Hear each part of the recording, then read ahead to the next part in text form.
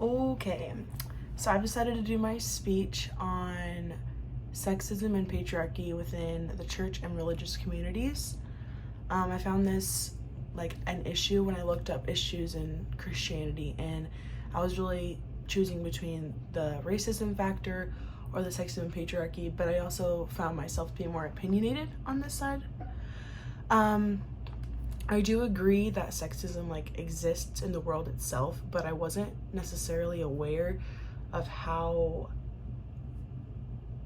prominent it is in the church and how prominent it is actually in the writings of Christianity. I do believe that it's present not only in religion but also in politics and everyday world matters. And pretty much it just means that it's constructed hierarchy that makes one biological sex superior to one another. And not only when I was reading about it did I find it to be more present in today's world, but I also found I didn't know how severe it was back then, and I really didn't know how severe it was in the church and especially in the Bible. I was very unaware of those factors. So my first point, I would like to talk about how we always see male priests and pastors within the church, and not only in Christian churches. That's talking about throughout all different religions.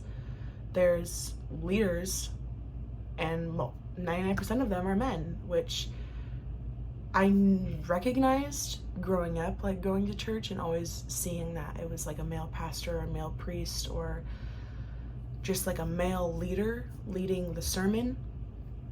But now getting more into Christianity, I'm oh my gosh, yeah, I've never been to a church or had a female lead any sermon or Bible study or church session ever. Even in Spirit Life, I didn't even realize that until I read this. And I also had a conversation with one of my friends about it. She's yeah, I always have that question.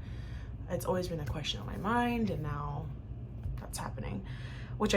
Statistics on Pew Research, it's actually surprising because more women are likely to attend a church service or worship group, 6% more than men.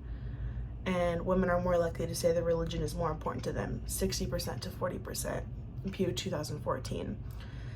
This stat is not only proven in our country, but can be proven worldwide, and there's no country where men can win the battle of claiming that they're more religious than Christianity, which I thought was really interesting, because considering how prominent men are in all religions, I would assume that they would be more religious and claim to be more religious, but I was really blown away by those statistics. This also goes along with the aspect of praying, and is the biggest average gap in the numbers for the study, with women being 8% higher than men, Pew also 2014. Which leaves me still wondering why men are only pastors. This talked about how women pray more than men throughout the day, and I feel 8% is a pretty high number gap. So I spent 45 minutes going through that research because I was so intrigued by it. My second point is patriarchy within the church and Christianity itself. It's clearly stated that men are more superior than women in many different ways, whether it be people's opinions, writings, in the church. Within the Bible, there are many verses that talk about the relationship between men and women. Ephesians 5:22, it talks about how women should submit to their husbands, and how men lead over their women, and women can't talk to God without the mediator of their husbands. And I have met many people, including both genders, that have iffy feelings about this particular verse. And me and my same friend that I talked about the other concept with, we've had this conversation before, and it just rubs us the wrong way, seeing as I've never been the type of Christian to read my Bible all the time, but now just getting into it and reading this verse, I'm ooh, that just doesn't sit well with me. More so with just the wording of it. There's many other verses within the Bible that have those different concepts of men being higher than women and men being the leaders. but just like the wording of like submission and leading and helper, like it's just the words. Both genders are created equally in God's image, Genesis 1:26 in the Bible. This leaves a very confusing relationship for men and women sometimes due to the clashing of opinions and views. But Sire says, in order to have a working, healthy relationship, we must consider the relationship between an individual and society's worldviews. Sire 1:26. When I read that and seeing how much clashing there can be between men and women in relationships, we both, men and women, have completely different views on so many different things. And so for us to be able to work together in a relationship, we have to be able to understand that women feel this way about some things and men can feel this way about some things, like especially coming into the church. Like, men think of their power as a lot, and women may think of it as like they have to like take each other's feelings into consideration for a relationship to work. And I feel like Sire talking about that and keeping individuals' worldviews in their perspectives of each other is what really makes a healthy relationship. Followers of Christianity may follow the Bible quite literally in the sense of women being inferior. And the Bible talks frequently about how men are the head of the household, speaking in the sense that women are just the helpmate towards men. This was the article by Alexander in 2022, and I read this. She wrote this whole article about different ways in the Bible about how men are superior to women, and the word helpmate is another word that I just felt like rubbed the wrong way. The wife does not stand before the Lord without her husband mediating her was one of them.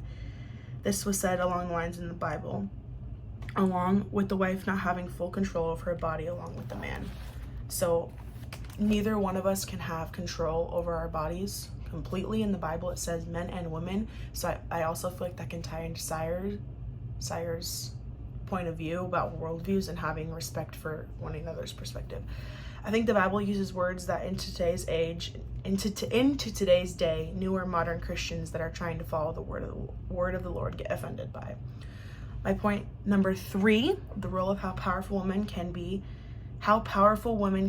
and how our religious group helped and supported women's rights movement. So the women's rights movement actually had a big portion due to Christianity in it, and the Women's Christian Temperance Union, founded in 1874 with the president Frances Millard, and Malloy talked about this on page 553. The group scattered throughout the country worked to establish hopes in women and fought to have them viewed as the moral authority in Christian homes and make them pure in a sense. What she claimed she was doing was she had her Christian values, sister helping sister, but I didn't know how prominent Christianity was in the women's rights movement. I had never really looked into that. So overall, I just was really taken back by how big this issue was, because I didn't really think that much of it until I had looked it up. Overall, I hate to think of myself as an all-around feminist, because our lives and country itself would not be what it is today without men. However, I think that even till this day, it is something that the church may struggle with, and for that, I am opinionated about it. I do think that in the future we can do better at including all things, because women can be just as powerful as men, and some people are more opinionated about that and they don't think that in a sense. But overall, I think as a country and as a religion, we can all do better to be inclusive.